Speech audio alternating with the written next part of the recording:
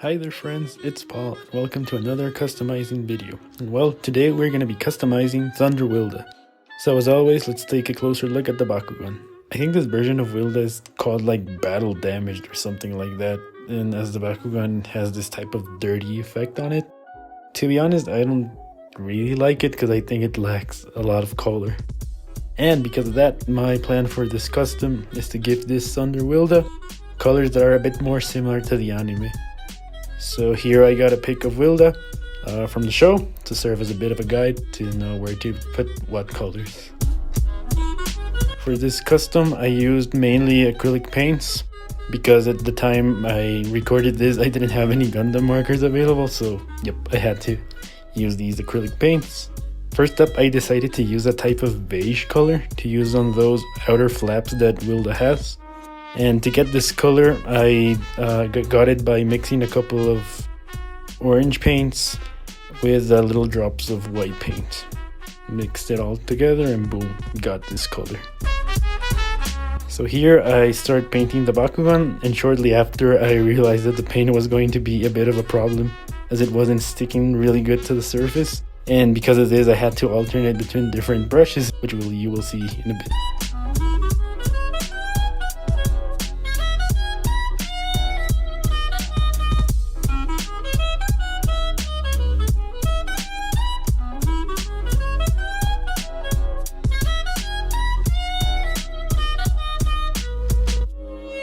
So here I had to change to a bigger brush to cover more surface area quicker.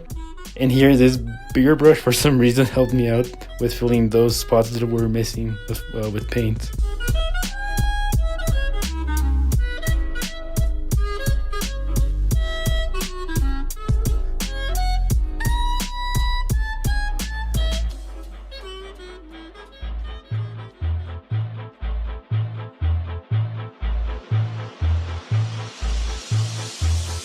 After letting the surface dry for a while, I started with the second layer of paint. Here I changed to a smaller brush to try and cover those areas that were still missing with a bit of paint.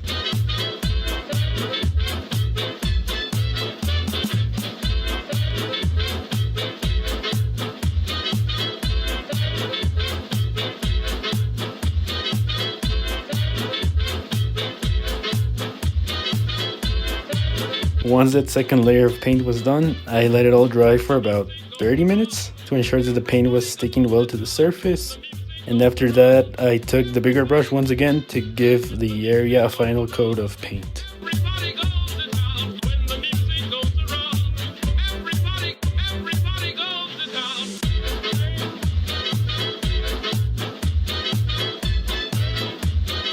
And here we add the finishing touches to these flap shoulder areas, and they will be basically complete. This was the area that took me the most time to make since this paint was getting me tons of trouble. But oh well, whatever.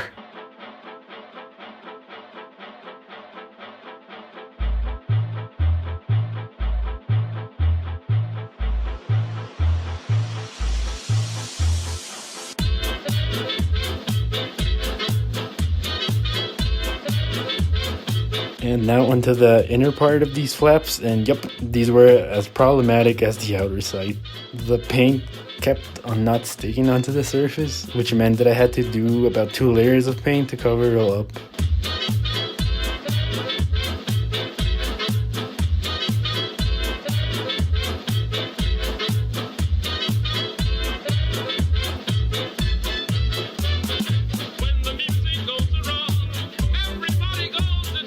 Here I just changed the paintbrush used to fill in those missing spots again.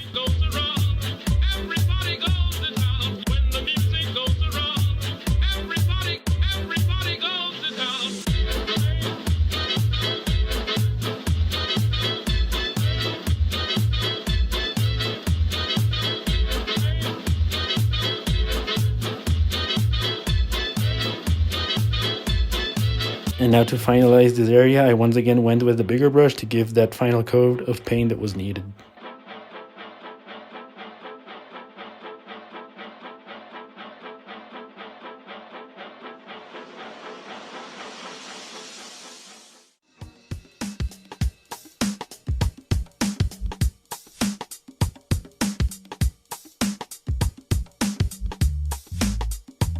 On to the next part of the Bakugan. I began to paint the inner shoulders that Wilda has, and since I didn't have brown paint at the time, I made the brown paint by mixing the orange with a couple of drops of black. It was kind of weird, but this color mix surprisingly didn't give me any trouble at all, since this paint basically stuck onto the surface really well, so that's good, I guess.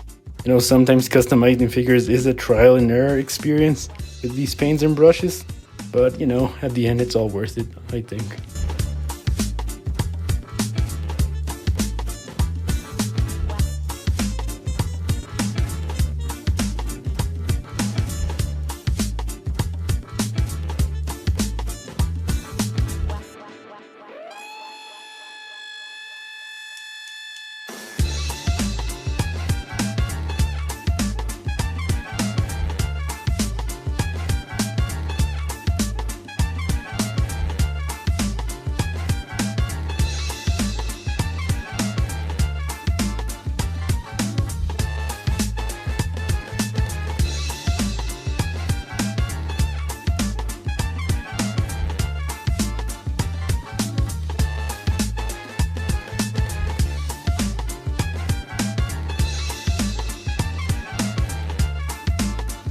Okay, here I just went on to paint the sides of Wilda's shoulders with the same brown paint, and luckily this didn't give me any trouble.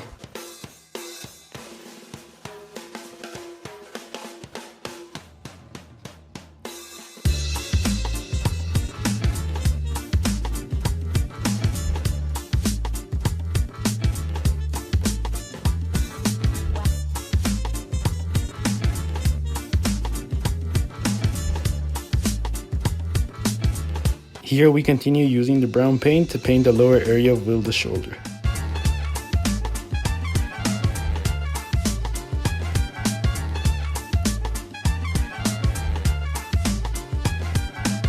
For the next area, I once again used the beige paint I made to paint those mini joints that connect Wilda's arms to his body. And weirdly enough, the beige paint here worked perfectly fine in these smaller areas. It was kind of weird, I don't know. It was just weird, but it worked, so you know, yay for that.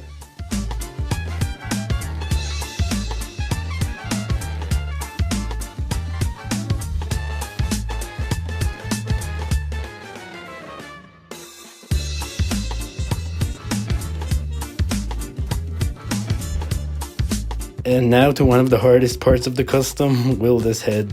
I don't know why, but I got super nervous painting this part. I was second guessing how to approach this area because I was scared to mess it up, you know, paint areas that I didn't have to paint.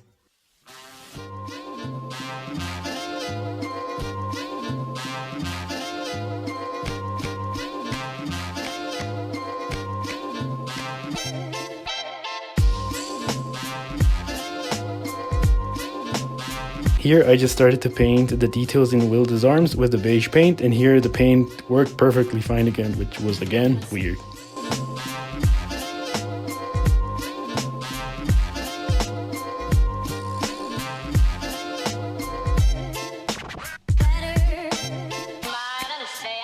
And here I began to paint the beige details on Wilda's feet, and once again the paint didn't want to cooperate with me and began to be problematic. So here I just had to give the area two or three coats of paint, and damn, this paint was a bit annoying to use, to be honest.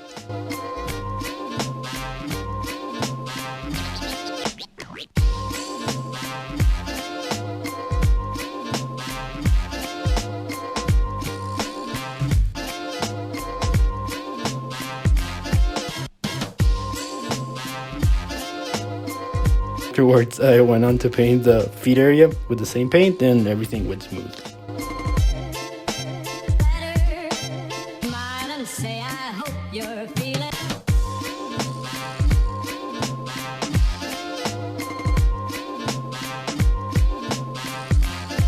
Here we went on to add the brown details on Wilda's arms, and there was no problemo, so that was good.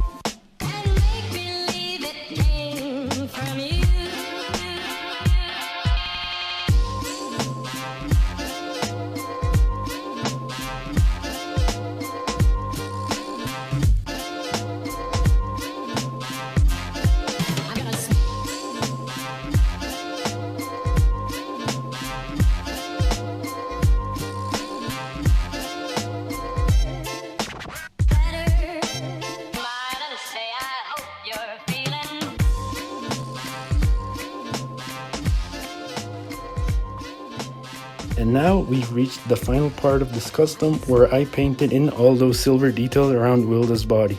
Gotta say that this silver acrylic paint was looking pretty epic, and it really gave it that rocky look of a Subterra Bakugan, which was pretty cool. This paint was so easy to work with and for some reason felt a bit satisfying to use. I don't know, it was really cool. I'm surely gonna use it later on, so for other customs, so yeah.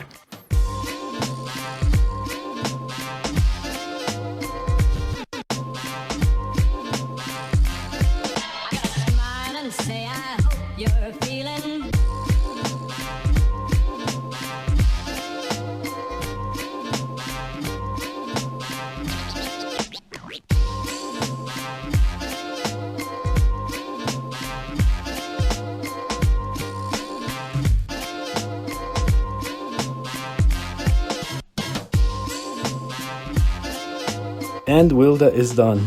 I like the way Wilda looks now, as he looks more alive compared to when he had that battle damaged color scheme, and plus looks a bit more like in the anime. So I think that's a win-win situation, so always good. And this has been the video, my friends. Hope you liked this Wilda custom. You know, if you liked it, don't forget to like, subscribe, comments, all that good stuff. And yep, it's been Paul, and I'll see you in the next video. Later, friends.